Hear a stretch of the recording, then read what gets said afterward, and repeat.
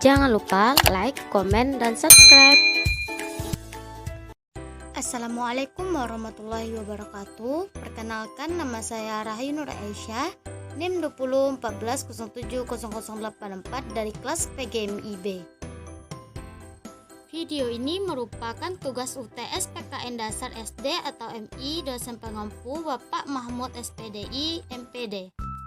Saya akan menjelaskan tentang Pancasila sebagai dasar negara dan pandangan hidup bangsa serta menurut pandangan Islam. A.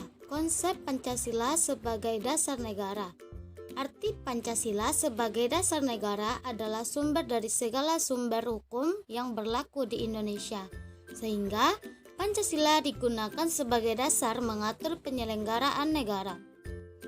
Kedudukan Pancasila sebagai dasar negara mempunyai fungsi kedudukan sebagai kaidah negara yang fundamental atau mendasar, sehingga sifatnya tetap, kuat, dan tidak dapat diubah oleh siapapun.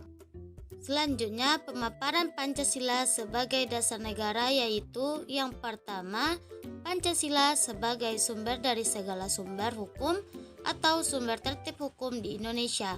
Artinya, Pancasila adalah asas kerohanian segala peraturan perundang-undangan di Indonesia.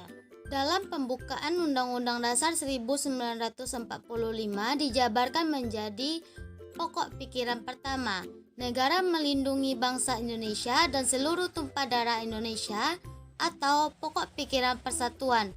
Selanjutnya, pokok pikiran kedua, negara mewujudkan keadilan sosial bagi seluruh rakyat Indonesia atau pokok pikiran keadilan sosial.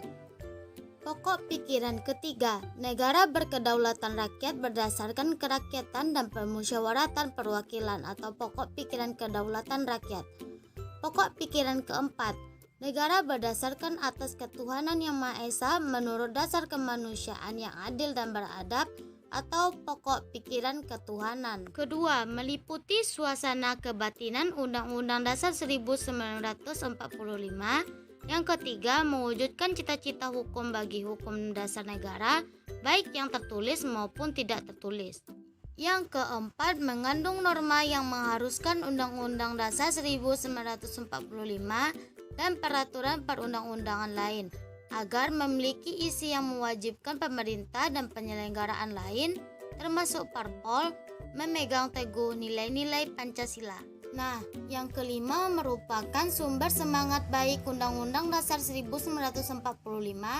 Pancasila sebagai pandangan hidup bangsa berarti petunjuk mencapai kesejahteraan dan kebahagiaan lahir dan batin di dalam masyarakat yang sifatnya beraneka ragam.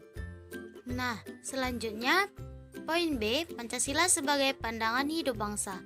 Pancasila sebagai pandangan hidup bangsa mengandung makna bahwa semua aktivitas kehidupan bangsa Indonesia sehari-hari harus sesuai dengan Pancasila.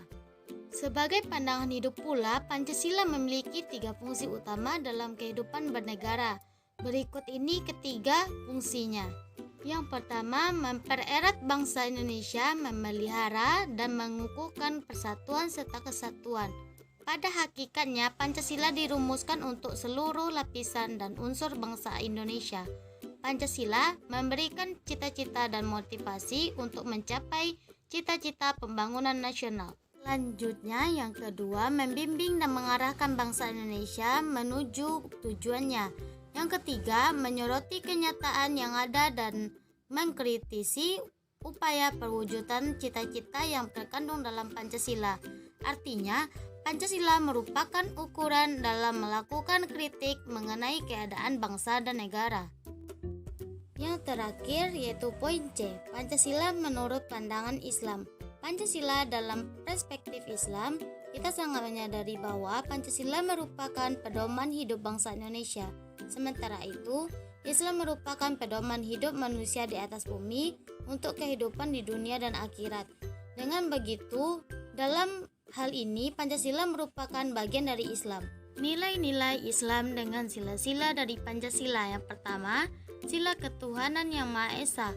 Artinya bahwa kita meyakini dan mempercayai bahwa Tuhan itu Maha Esa.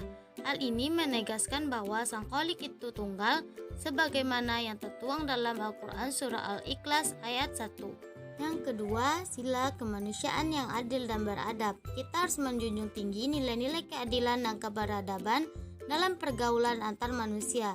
Tidak ada yang saling menzolimi. Allah tugaskan dalam Quran Surat Ar-Rahman ayat 9 yang artinya, dan tegakkanlah timbangan itu dengan adil dan janganlah kamu mengurangi neraca itu. Yang ketiga, sila persatuan Indonesia. Kita harus menjunjung tinggi nilai persatuan dan kesatuan. Walau kita beragam suku, agama, bahasa, dan ras, tetapi kita satu, yaitu Indonesia.